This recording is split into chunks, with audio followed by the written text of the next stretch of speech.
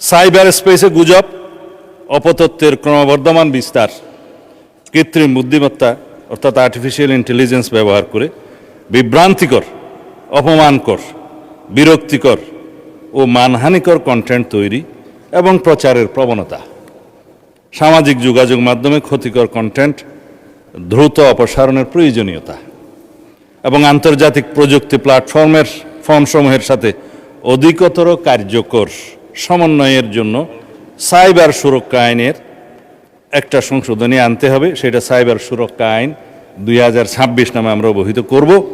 এর কতিপয় বিধান সংশোধন আমরা করব। তার মধ্যে এই যে গুজব, অপতথ্য, মানহানি, এরগুলো নতুন করে সংজ্ঞায়িত করা হবে।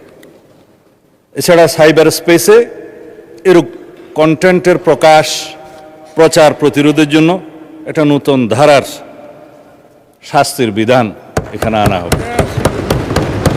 আবার আন্তর্জাতিক প্রযুক্তি প্ল্যাটফর্মসমূহের সাথে কার্যকর সমন্বয় এবং সময়সীমাভিত্তিক কন্টেন্ট অপসারণ ব্যবস্থা নিশ্চিত করার জন্য আর একটা নতুন বিধি সংযোজন করা হবে।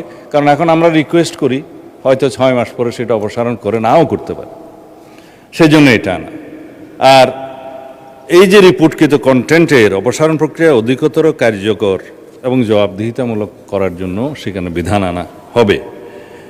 এবং আইনশৃঙ্খলা রক্ষাকারী বাহিনীর পাশাপাশি সরকারের নিকট থেকে ক্ষমতাপ্রাপ্ত অন্যান্য সংস্থাকেও আমরা এবং বাহিনীকেও এই সমস্ত তথ্য উপাত্ত অপসারণ, ব্লক এবং স্থানান্তর করবার জন্য আমরা ব্যবস্থা রাখব।